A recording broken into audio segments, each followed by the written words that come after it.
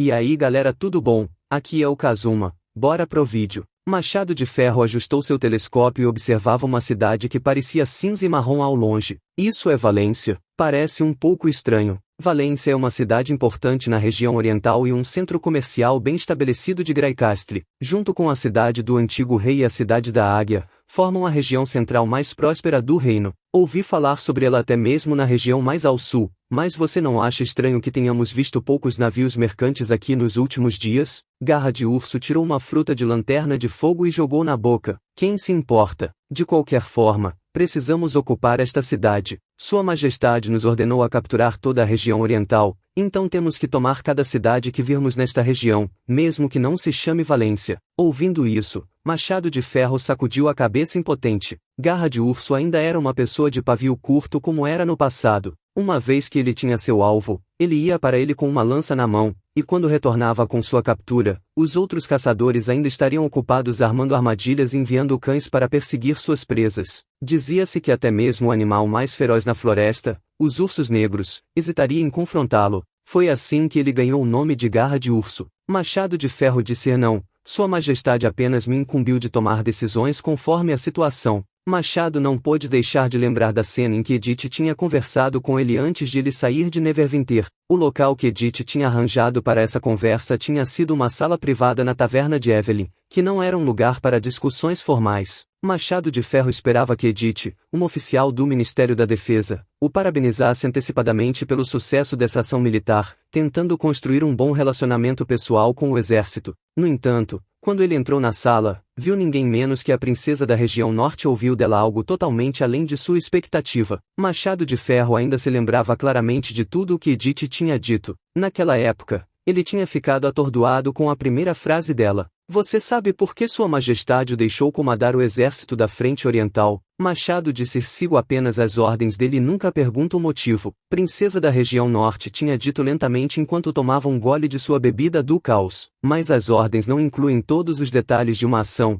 especialmente aqueles que não podem ser expostos. Você pensou que foi escolhido porque era o mais adequado. Mas é verdade? Você conhece os caras na região oriental melhor do que eu. Qualquer exército regular bem treinado com 500 ou 600 soldados pode derrotá-los como se estivesse esmagando ervas secas e quebrando madeira podre. Em outras palavras, qualquer comandante de batalhão regular será suficiente para lidar com a batalha na frente oriental. Em contraste, o exército da frente ocidental terá que lutar contra a cidade sagrada de Hermes. O combate lá será mais complicado e perigoso. Se não fosse por algo especial sobre você, o rei teria pedido para você ajudá-lo a liderar o exército da frente ocidental e encontrado outra pessoa para comandar o exército da frente oriental. Machado de Ferro tinha ficado sem palavras naquela época, mas de alguma forma concordou com Edith em seu coração. Edith então tinha explicado mais. Quanto a essa coisa especial sobre você, é simples. É sua atitude em relação aos nobres. Como um homem Mojin, naturalmente, você não temerá nem tolerará os nobres de Graicastre, e lidar com os nobres rebeldes é a chave para recapturar a região oriental. Assim como Garra de Urso, ela também tinha analisado a situação para ele. Sua análise era tão detalhada e convincente que ele teve que concordar que métodos comuns não poderiam estabilizar a situação na região oriental. Sua Majestade precisa de recursos de pessoas e materiais, e ele não tem tanto tempo para lidar com esse bando de escória. A única questão é, Sua Majestade não deu uma ordem clara para isso. Ele tinha levantado essa pergunta para Edith e ela tinha respondido dizendo, Sua Majestade é um senhor misericordioso e não pode dar nenhuma ordem clara para isso, então ele precisa que nós cuidemos desse assunto para ele. Além disso, ele deu algumas dicas. Desta vez, a prefeitura enviará 265 funcionários para a região oriental junto com você. Sua Majestade gastou muito dinheiro e esforço treinando esses funcionários e planeja enviá-los para administrar a região por ele. Há mais do que o dobro de soldados do exército da Frente Oriental do que funcionários nesta região. Você deve saber o motivo para isso. Machado de Ferro lembrou-se de que um raio tinha atravessado sua mente naquele momento. Edith o tinha lembrado no final. Não decepcione Sua Majestade. O Duque Williamberger sabia que era a hora da batalha decisiva. Ele gritou o nome de seu escrivão. Bale, venha aqui. Logo, um homem careca de meia-idade entrou no salão. Meu lorde, no que posso ajudar? O Duque William disse eu escrevo o que vou dizer. Depois de uma noite inteira de descanso, os capangas do assassino do rei, Roland Wimbledon, planejam oficialmente iniciar hoje seu ataque à Valência. Eu, Williamberger, guardião do leste Duque de Valência, em nome do antigo rei, estou determinado a deter o inimigo aqui. Minha leal cavaleira-chefe, Galina Vini, presente aqui nesta sala, decidiu enfrentar esta batalha com coragem e convicção ao meu lado. Que os deuses a abençoem. Claro, se você acha que este registro sugere algo subjetivo, você pode pular a última parte. Bale assentiu enquanto anotava rapidamente o que o Duque disse em seu caderno com uma caneta de carvão. Acho que ficará bem se eu escrever a última frase, meu lord. Não há registro absolutamente objetivo neste mundo. Como sou o escrivão de Valência, será totalmente aceitável se minha inclinação for para esta cidade. Isso também é parte da realidade, Villion enfatizou. Então deixe assim, mas aconteça o que acontecer a seguir, você deve registrar fielmente o resultado da guerra, entendeu? É sua missão registrar o motivo e todo o processo desta guerra. O escrivão se curvou. Fique tranquilo, meu lord. Farei com que as pessoas lembrem deste evento. Sem dizer uma palavra, Villion saiu de seu castelo sem olhar para trás. Quando o duque e sua chefe de cavaleiros subiram à torre de observação no topo da muralha da cidade, a fogueira já havia sido acesa. Óleo fervia na panela e emitia um cheiro forte. Os soldados do duque estavam ocupados subindo e descendo, colocando pedras e toras na muralha da cidade. Ele soubera da guerra na cidade do rei que a arma de cerco mais poderosa de Roland era uma arma de pó chamada canhão, que podia atirar muito mais longe do que uma catapulta. Infelizmente, Timothy não havia sido capaz de produzir uma arma semelhante até o dia em que a cidade caiu, mas naquele dia, o falecido rei conseguiu enviar seu braço direito para dar ao duque a fórmula para fazer pó de neve e o design e processo de fabricação da arma. O propósito de Timothy era evidente. Agora, era hora de uma batalha difícil. Embora os soldados de Roland estivessem equipados com espingardas altamente eficientes, eles não podiam se esconder ao pé da parede ou subir nesta parede com farpas na superfície. Além disso, o duque havia instalado 4 catapultas e 2 canhões na cidade, que podiam atingir alvos a 1000 passos de distância. Agora era difícil dizer quem estava vencendo. Eles estão vindo, avisou Galina. Villion estimou a distância, levantou uma bandeira azul e acenou para os soldados atrás dele. Enorme canhão de pedra, fogo.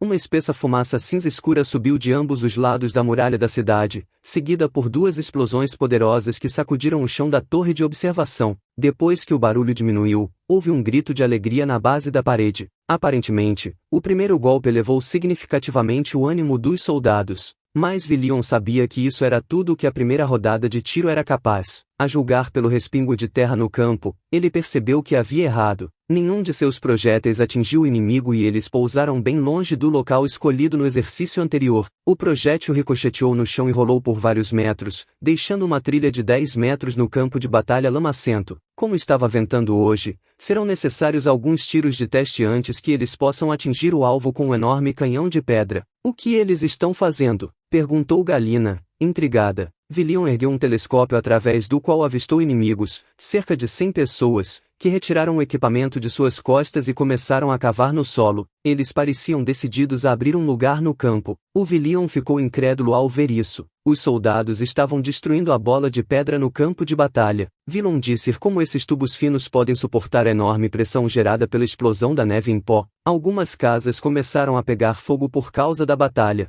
Os soldados de Villion sugeriram: meu senhor, nós não seremos capazes de revidar, é melhor nos rendermos. Certamente, meu senhor, se desistirmos agora, não significa que desistamos para sempre. Se continuarmos vivos, haverá outras possibilidades. Ele tem razão, poderíamos ganhar tempo e se recuperar enquanto eles ficam na região leste. Mesmo o rei Timóteo não culparia você se estivesse aqui. Você fez o seu melhor e o inimigo era muito forte. Villion ficou em silêncio por um momento antes de olhar para Galina. O rosto da mulher estava coberto com 2 manchas pretas e parte de seu cabelo foi queimado em chamas depois que ela protegeu Villion do fogo durante a evacuação. Apesar disso, seus olhos ainda brilhavam, sem o menor traço de decepção ou constrangimento. Disse ela: estou ao seu serviço, meu senhor. O duque respirou fundo antes de dizer: todos vocês deveriam se render. Os soldados perguntaram: meu senhor, e você? Villion disse lentamente: estou me preparando há 2 anos, para não desistir no final. Vou fazer Roland entender que seu exército todo-poderoso não pode derrotar tudo e todos, e preciso mostrar a ele que nem todos os senhores feudais do rei Timóteo são covardes que se dobrarão sob o tirano. Galina, onde estão meus cavaleiros? Depois de um tempo Vilon montou em seu cavalo acompanhado por alguns cavaleiros. Vendo cada vez mais invasores se reunindo na rua e se preparando, ele abaixou a viseira do capacete, ergueu a lança e respirou fundo. Hoje podemos ter perdido a batalha, mas a história vai nos lembrar, porque nossos nomes ficarão na poesia e nas canções. Tenha coragem, seja firme e lute até o último suspiro. Cavaleiros da Casa Berger, sigam-me, para a vitória. Vilion puxou as rédeas e galopou pela longa rua, liderando seus homens em um ataque final. Quando o Machado de Ferro entrou na outrora orgulhosa cidade de Valência, ele ficou surpreso com a destruição causada pela nova arma, mas não deixou a emoção que o dominou transparecer em seu rosto. Apesar de ter participado de muitos exercícios com morteiros, tendo testemunhado os efeitos desta arma em uma batalha real, recebeu uma experiência completamente nova. Machado de Ferro e seus homens caminharam por uma longa rua cheia de fumaça de pólvora. Logo eles chegaram ao centro da praça da cidade, onde o primeiro exército cercou todos os aristocratas rendidos. Os olhos do Machado de Ferro examinaram os prisioneiros que não pareciam mais tão organizados como antes. Antes que ele pudesse dizer qualquer coisa, um dos aristocratas avançou para ele e falou: "Eu sou o senhor das terras da Baía dos Navios, Conde Casim. Posso perguntar onde está o rei Roland?" Neste momento, o queixo erguido e os modos pretensiosos do aristocrata pareciam ridículos para o Machado de Ferro. Sua Majestade está muito ocupada para fazer negócios na região leste, e ele me confiou total responsabilidade por esta frente. O senhor da Baía dos Navios não foi o único que duvidou. Outros aristocratas também tinham muitas perguntas para a decisão do novo rei. O Conde Casim franziu a testa.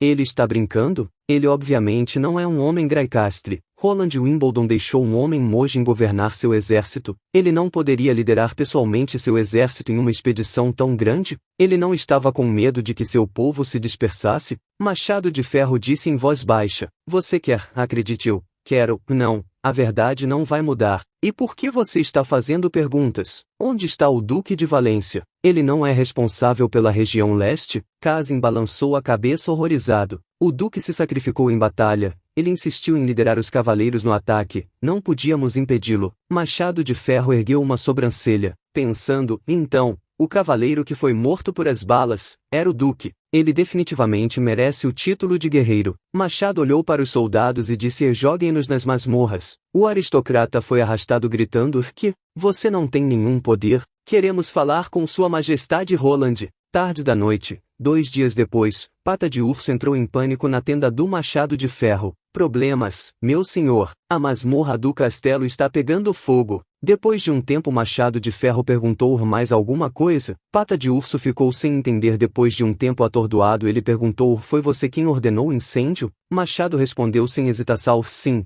eu dei a ordem, porém, publicaremos no boletim que um grupo de ratos que odiava os nobres entrou nos túneis subterrâneos sob o castelo através de uma passagem secreta." E Pata de Urso perguntou: "Por que fazer isso? Eles não haviam se rendido?" Machado molhou sua pena e disse: "Para ser honesto, não tenho tempo para confirmar se eles foram sinceros ao se render, nem Sua Majestade tem tempo para verificar o que se diz. Essa é a razão pela qual Sua Majestade me deu controle total sobre a frente oriental antes de partir." Antes que Pata de Urso pudesse dizer algo, Machado continuou: "Leia isto. Foi encontrado no estudo do castelo." Pata de Urso perguntou: "Este é um registro demográfico?" Machado disse: "Sim, encontramos na biblioteca." O comandante assentiu. Há 5 anos, Valência e arredores tinham 220.000 habitantes, era a zona mais próspera da região leste, mas neste ano a população baixou para 60.000. Os refugiados que aceitamos da região leste rondavam os 30.000 a 40.000. Se arredondarmos para 40.000, o déficit ainda está em torno de 120.000, mesmo sem crescimento populacional. Acho que você pode entender por que isso acontece." Pata de Urso engasgou.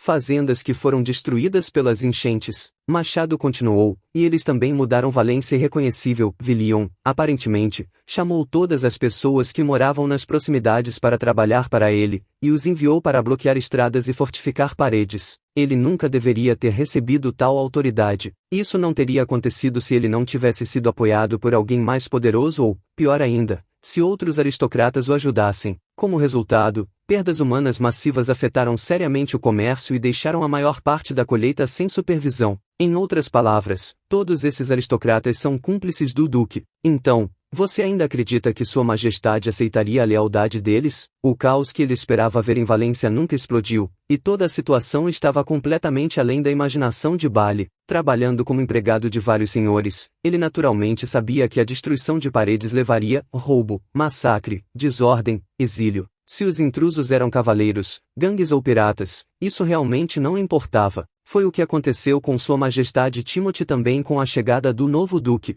A comida e a riqueza da cidade eram as melhores recompensas para os invasores. O caos era tão comum quanto os aristocratas nasciam mais altos do que as pessoas comuns. Isso já foi mencionado diversas vezes nos livros de história, comprovando a veracidade desse conhecimento. No entanto, desta vez a situação era completamente diferente. O exército de Roland não apenas salvou os habitantes da cidade, mas também tentou acalmá-los e ajudar. As pilhas de trigo encontradas no castelo do duque eram colocadas em farinha de aveia, que era distribuída aos famintos. Um grande número de ofertas de emprego foi postado na praça principal, que dizia que os trabalhadores podem receber não só comida, mas também um salário. Os soldados de Roland não se importavam em dar o que originalmente lhes pertencia a um grupo de pessoas que eles não conheciam. O príncipe Roland veio aqui para conquistar Valência e esbanjar seu próprio tesouro? Nenhum dos livros de Bali jamais viu tal comportamento mencionado. No entanto, tudo isso surpreendeu apenas ligeiramente. Mas havia outra coisa que o fez sentir medo real, e foi um incêndio em um castelo que aconteceu há alguns dias. A teoria de que o incêndio criminoso foi causado pelos ratos tinha muitas falhas. Bali serviu aos 3 duques e viveu no castelo por mais de 20 anos, mas nunca encontrou a entrada dos túneis secretos. O caso dizia respeito a uma situação à beira da vida ou morte, o que significa que tal entrada estaria muito bem escondida.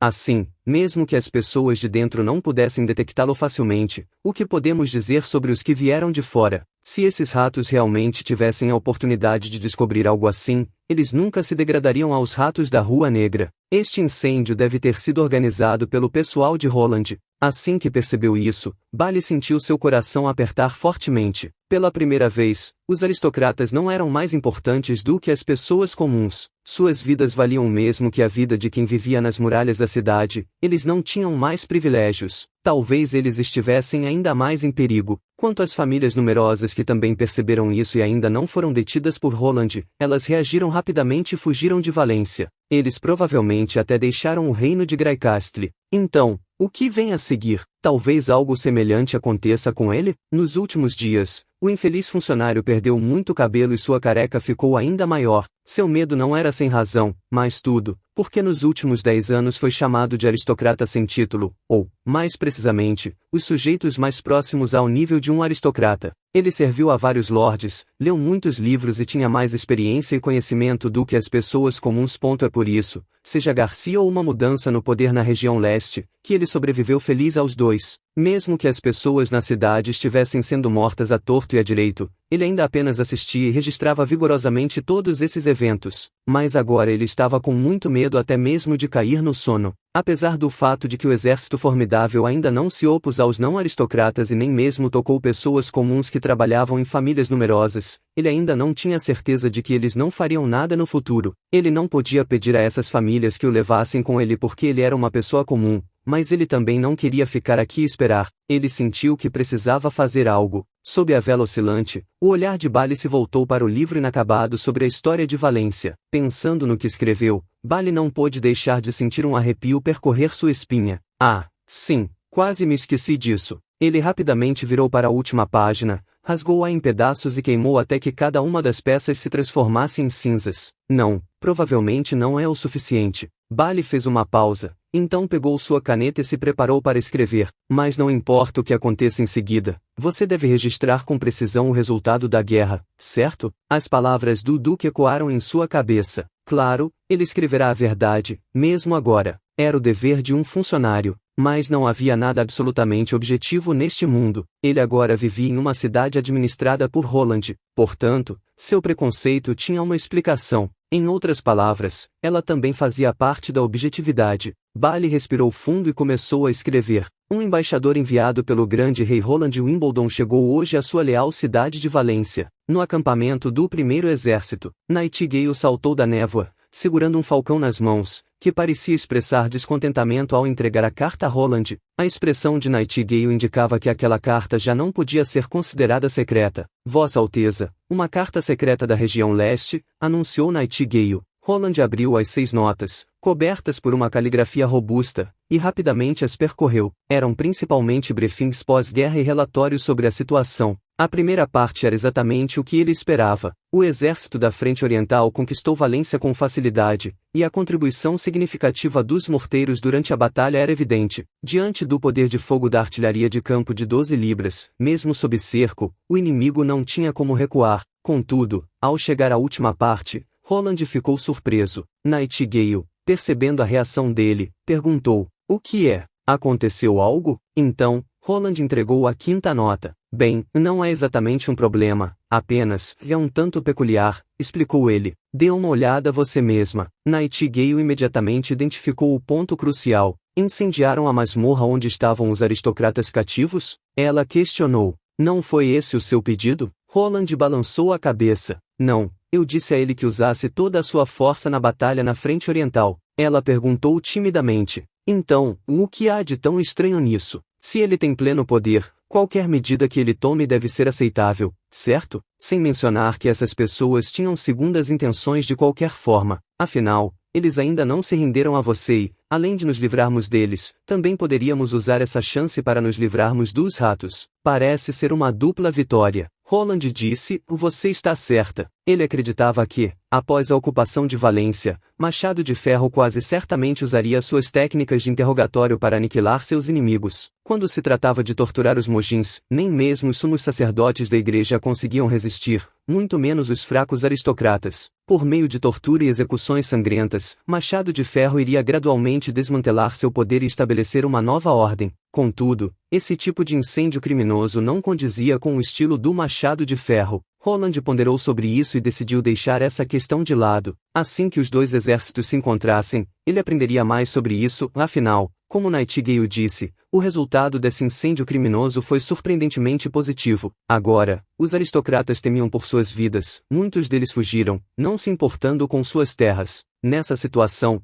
a Sewin Coast e o restante do território ficariam sob o controle total da prefeitura em um mês. Inicialmente, ele pensava que levaria algum tempo para estabelecer a Frente Oriental, mas para sua surpresa, o progresso deles ultrapassou até mesmo da Frente Ocidental. Quanto ao próximo alvo, era a Cidade de Prata. 4 dias depois de receber a carta secreta de Machado de Ferro, o primeiro exército se infiltrou no território da Cidade de Prata através do canal. A situação lembrava a chegada deles à cidade de Baía da Água Vermelha. O conde William trouxera seus homens para fora da cidade para saudá-los, e após uma recepção calorosa, convidou os convidados para jantar. A diferença era que, na cidade de Redvater, eles foram recebidos por aristocratas urbanos, mas aqui, entre o povo mais antigo, havia mais comerciantes, incluindo seu velho amigo Og. Naquela noite, o discurso de abertura do conde deu o tom para a festividade. Ele estava pronto para entregar seu poder feudal e apoiar totalmente o novo governo de Sua Majestade Roland. Aplausos calorosos imediatamente ecoaram em resposta, e ele engoliu as palavras que estava se preparando para proferir. E graças aos esforços de Og, o feriado se transformou em uma reunião de negócios. "Eu, Conde William, estou disposto a entregar meus poderes como nobre a Sua Majestade Roland e apoiar totalmente seu novo governo. Seu grande investidor está agora diante de você. É Sua Majestade Roland. Sua Majestade, você poderia nos dizer por que a máquina é tão poderosa? Se deseja vender mais sistemas ferroviários, a Câmara de Comércio de Daimon está ansiosa para colaborar com Winterly City. Sua Majestade, lembra-se da Fast Sail Association? Há 2 anos, fornecemos a você vários veleiros para o transporte de refugiados da região leste. Em termos de força comercial, somos definitivamente uma das melhores câmaras de comércio da região centro. Se possível, minha associação gostaria de comprar um conjunto completo de equipamentos tecnológicos para uma máquina a vapor. E, claro, a um preço muito favorável para você." Roland pensou, o mundo seria um lugar tão bonito se tudo em Graicastle fosse igual à Cidade de Prata. Depois de satisfazer a curiosidade dos mercadores, Roland finalmente encontrou uma oportunidade de falar com o velho Lorde em particular. Eles caminharam pelo corredor e saíram para a varanda ao ar livre,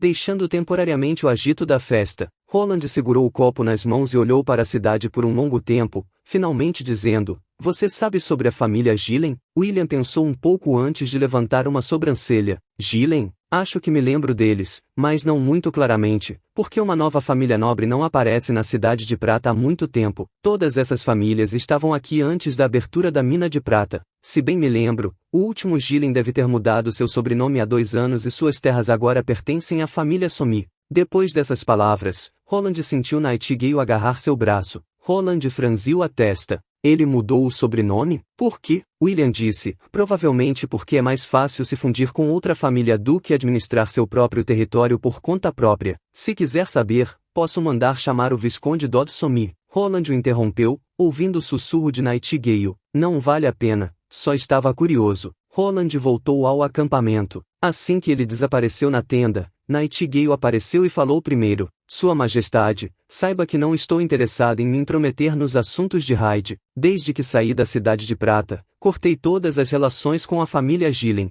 Por favor, acredite em mim. Roland mal pôde resistir ao impulso de provocar Nightingale quando viu que ela está tentando convencê-lo de sua sinceridade. No entanto, ele logo mudou de ideia ao pensar na incrível teimosia de Nightingale e decidiu que não queria se meter em problemas. Então, ele apenas tossiu e acenou com a cabeça. Eu acredito em você. Desta vez foi a vez de Nightingale se sentir envergonhada. Um rubor rosa cobriu suas bochechas. Ela se afastou imediatamente. Fiquei surpresa, não tenho nada a ver com a pessoa que me traiu. Embora Roland quisesse dizer a ela que não havia nada de errado com ela se preocupar com seu irmão, ele sentiu que essas situações são melhores para ir com o fluxo. Então, ele perguntou, por que você ficou surpresa? Disse Nightingale em voz baixa. A família Somi tinha um relacionamento muito bom com meu pai. Depois que meu pai faleceu, eles costumavam me ver na velha mansão de Gillen. No entanto, depois que minha família percebeu que eu me tornaria uma bruxa, a velha Gillen me proibiu de vê-los. Não esperava que o Visconde Somi adotasse Hyde. Roland, que viveu neste mundo por tantos anos, percebeu instantaneamente o porquê. Se as duas famílias tivessem um bom relacionamento, Somi teria que ajudar o irmão de Nightingale a reconstruir a casa depois que a velha Gillen morreu.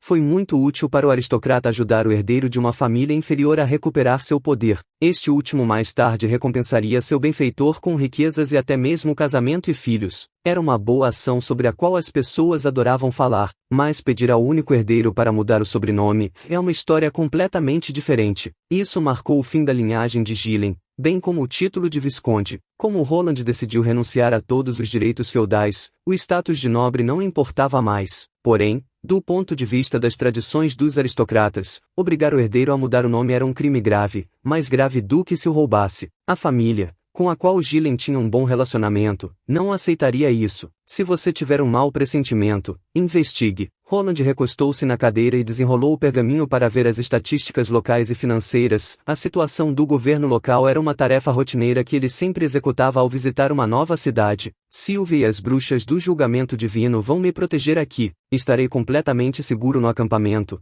então você não precisa estar por perto o tempo todo. Nightingale hesitou por um momento, mas este é o negócio da família Gillen. Não tenho nada a ver com isso. Roland disse, e isso é essencialmente uma questão do domínio de seu pai, então isso é mais ou menos o seu negócio. Além disso, a mansão em que você cresceu também fica nessa propriedade, certo? Como já chegamos aqui e a igreja não está mais em seus calcanhares, aproveite para voltar à sua antiga morada. Embora todas as terras agora pertençam ao reino, Roland deixou o resto de suas palavras não ditas. Nightingale pareceu entender as palavras velha mansão onde você cresceu. Após um longo silêncio, ela tomou uma decisão. Mas você tem que me prometer que se tiver que sair do acampamento, você me ligará. Só vou dar uma olhada, não farei mais nada. Ok, Roland balançou a cabeça surpreso. Ele tinha a estranha sensação de que estava forçando Nightingale a voltar para sua cidade natal, mas ao mesmo tempo acreditava que os problemas de longa data da família dela só seriam resolvidos depois que ela tivesse a coragem de encontrá-los cara a cara. Correr nunca ajudou com problemas. Para ser honesto, Nightingale ainda era muito jovem para entender a filosofia de vida.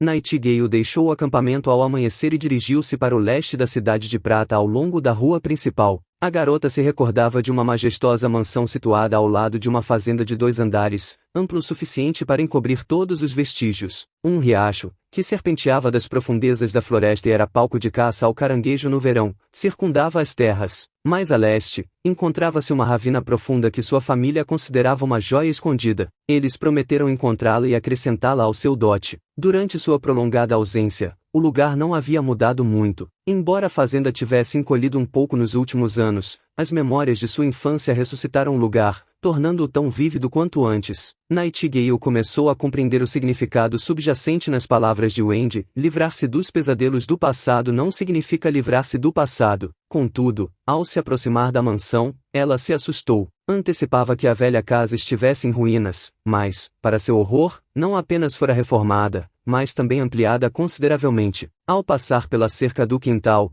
deparou-se com várias pessoas mal vestidas, algumas quase indistinguíveis de mendigos. Servos distribuíam mingaus para a multidão, que expressava gratidão de tempos em tempos. Percebeu que estavam ocupados distribuindo comida. No final do pátio, acima da multidão, avistou um homem parado na entrada da mansão, sorrindo em resposta aos camponeses agradecidos. Suas roupas e maneirismos indicavam ser um cavalheiro bem educado. Como Nightingale esperava, essa figura era seu irmão, que não via há muito tempo, Hyde Gillen. De acordo com a descrição do senhor da Cidade da Prata, a família Gillen caída não deveria ter capacidade financeira para sustentar os camponeses. Em outras palavras, o Visconde Sommi acabou se revelando um verdadeiro filantropo, não apenas auxiliando na expansão da casa, mas também providenciando mingau quente para os necessitados. Nightingale não conseguia compreender por que decidiram tomar Hyde sob sua proteção e não ofereceram ajuda para o ressurgimento da casa Gillen, como era costume entre os aristocratas. E o Visconde Sommi acabou sendo um homem bom, ponderou ela. Uma pessoa disposta a fornecer comida para os necessitados deveria ser, em geral, generosa e gentil por natureza. Além disso, Hyde, de certa forma, também se beneficiava desse ato benevolente. Mesmo que Hyde estivesse em uma situação desesperadora, ela não iria intervir, apenas queria visitar sua antiga casa e mergulhar nas memórias. Quando Nightingale estava prestes a partir para outro lugar, uma sensação estranha a atingiu de repente. Ela parou. Espere, o que há de errado aqui? Olhando ao redor do pátio, franziu a testa diante dos camponeses esfarrapados, dos oficiais cumprindo ordens, dos guardas da mansão e dos nobres anfitriões do evento. Não havia pedra divina em Hyde, nem mesmo da pior qualidade. Através da névoa, podia ver claramente a forma e as roupas de Hyde. No entanto, ao olhar para o guarda na entrada, só conseguia identificar a bainha secreta na bota, pois um grande buraco negro na frente do peito bloqueava sua visão. Agora, Nightingale percebia o que estava errado. Era completamente inaceitável que o herdeiro do Visconde não utilizasse a pedra divina. Até os guardas estavam equipados com pedras. Ela ponderou se isso se devia à mudança de perspectiva de Hyde sobre as bruxas, mas logo desconsiderou essa ideia. A lembrança das palavras repugnantes de seu irmão há mais de uma década ainda ecoava em sua mente: seria melhor se você não fosse minha irmã. Todas as bruxas deveriam ir para o inferno, junto com os demônios. Mesmo sem compreender completamente se ele falava sério na época, ela sabia que Hyde queria expressar exatamente isso. Seus olhos o denunciaram. Nightingale então considerou que Hyde talvez não pudesse arcar com o custo de uma pedra divina. Isso poderia ser um problema para um aristocrata decadente, mas desde que Hyde se unir à família Sommi, ele deveria ter os meios para adquiri-la. Após alguma hesitação, Nightingale virou-se e dirigiu-se ao pátio. Ao passar pelo portão da mansão, ouviu dois guardas conversando em vozes abafadas. Ambos expressavam suas opiniões sobre os aristocratas. Os aristocratas são criaturas terríveis. Ele não é melhor do que nós, um cachorrinho destinado apenas para o entretenimento de sua senhoria. Quem imaginaria que ele se transformaria em uma pessoa completamente diferente quando estivesse arrumado? Isso é o que o senhorio chama de fardo da aristocracia? Pare de falar, gritou outro guarda. O senhor está dentro de casa agora. Se alguém ouvir e contar a ele, você perderá seu salário mensal. Ignorando os guardas, Nightingale atravessou a parede e logo encontrou o quarto do Visconde, com base na área da pedra divina. Como regra, quanto mais elevado o status, maior a qualidade dessas pedras divinas. Nightingale costumava usar esse método para localizar seus alvos quando era contratada como assassina, e raramente a decepcionava. Ao descobrir que Dol Sommi estava presente, Nightingale começou a perceber que servir comida no pátio talvez não fosse tão fácil quanto parecia. Além do Visconde e de um cavaleiro totalmente armado como seu guarda, havia um homem idoso de roupão sentado à mesa. Ele parecia um sábio da antiga cidade real. Lord Dor, você não deveria ter confrontado Lord Hyde ontem. Ele obedece, mas sua generosidade e gentileza podem ajudá-lo a desempenhar melhor seu papel, disse o homem idoso. Sentado em uma cadeira de encosto alto, Dol Sommi ficou irritado e bateu na mesa. Eu sei, mas não consigo me controlar. Levei décadas para conseguir o que tenho. Estava tão perto de adquirir 2 lotes de terra no leste, mas um decreto de Roland Wimbledon atrapalhou. Ouviu o que aquele velho idiota disse? Está pronto para transferir seus direitos feudais e apoiar totalmente a nova política de Sua Majestade. Nunca lhe ocorreu que outras pessoas podem precisar de direitos que ele não considera necessários? Isso realmente me irritou. Sorria, Excelência, sorria. Você já desabafou ontem à noite, sugeriu o cientista, coçando a barba. Já que está tão relutante em cumprir a nova política, por que não recusa transferir seus direitos feudais no local? Dot ficou perplexo por um segundo e, então, respondeu ofendido: Você acha que sou capaz de desafiar o rei? Até o cavaleiro real Timothy foi derrotado por Roland. Quer que eu morra no local? Bem, suas reclamações não ajudarão em nada, apenas aumentam. Você ainda quer continuar com essa reclamação inútil? Merda! Praguejou o Visconde após um longo silêncio. Como Sua Majestade apenas exige direitos feudais, você pode seguir o exemplo do Conde William, e enquanto administrar adequadamente suas terras atuais, não sofrerá muitas perdas. Mas sem o poder executivo, essas gananciosas equipes de patrulha chegarão aqui mais cedo ou mais tarde. Como posso impedi-los? Dot balançou a cabeça vigorosamente. Você sabe o que estou arriscando. Assim que descobrirem, sem dúvida irei para a forca. Então desista desses casos, respondeu o cientista imediatamente. Eu te disse que o bem não vai durar muito. Uma vez que já levantou capital suficiente, a igreja não impõe mais nenhuma restrição a você. Agora pode recorrer ao comércio regular. Por que se esforçou tanto para obter o controle da família Gillen? Não queria expandir seu território e poderes para estar em uma posição mais segura? 7 ou 8 minutos depois, sem hesitação, ele finalmente acenou com a cabeça em uma explosão de heroísmo. Resolvido, esta será a última distribuição de comida. Depois que Hyde terminar, falarei com ele pessoalmente. As 2 Gillens não devem ter ideia do que perderam. Como não sabem de nada, obviamente me tornei a pessoa perfeita para cuidar da família Gillen. Aposto que Hyde ainda pensa que seus pais morreram naquele motim de refugiados, certo? Essas palavras irritaram Nightingale profundamente. Suas pupilas se estreitaram intensamente. Por que Dodson me mencionou o motim? Muitos anos atrás, um trágico acidente em uma mina resultou na morte de centenas de trabalhadores. No entanto, como naquela época o dono da mina desejava indenizar apenas as pessoas livres pelas perdas, sua indiferença para com os refugiados, que recebiam muito pouco, irritou os familiares das vítimas, levando a graves distúrbios na cidade de Prata. Multidões de refugiados fugiram da montanha em fúria, saqueando todas as residências que encontraram. Após assaltos em massa, os motins foram interrompidos pelos cavaleiros da cidade real, e a paz e a ordem foram restauradas. Ela viu seus pais pela última vez naquele dia. O irmão e ela descobriram sobre a morte de seus pais somente depois que foram levados para a mansão da velha Gillen. Agora, com o que o Visconde acabará de dizer, descobriu-se que não era nada disso. Nightingale não esperava que uma década após o incidente, ela acidentalmente descobrisse uma versão completamente diferente da história. Se o Visconde estava realmente dizendo a verdade, ela deveria estar investigando algo além do relacionamento entre Hyde e Somi. Silenciosamente, Nightingale deixou a sala, desceu ao porão e ativou o sigilo do rumor, que trouxera consigo. Roland respondeu ao ouvir uma mensagem do outro lado da linha. Isso é muito suspeito. Quer ficar mais um pouco na mansão? Sim, vou falar com Hyde pessoalmente à noite. Talvez ele saiba de alguma coisa. Hesitou Nightingale por um momento e então se desculpou. Desculpe, Majestade. Não precisa se desculpar, respondeu Roland. Vou esperar por você no acampamento e você vai investigar. Não se preocupe comigo, aqui é muito seguro. Estou sempre dentro de casa, então não vou quebrar minha promessa. Em vez disso, preocupe-se mais consigo mesma. Não seja impulsiva, não importa o que descubra, você tem que me reportar a cada 2 horas. Nightingale sentiu o calor nas palavras de Roland. Após um minuto de silêncio, respondeu com uma voz suave. Sim, entendido. E assim acabamos a parte 90. Quem puder deixa um like e um comentário, e se gostou do vídeo aproveita e se inscreva, para não perder os próximos resumos, e caso queiram apoiar o canal é só clicar no botão Seja Membro e até o próximo vídeo.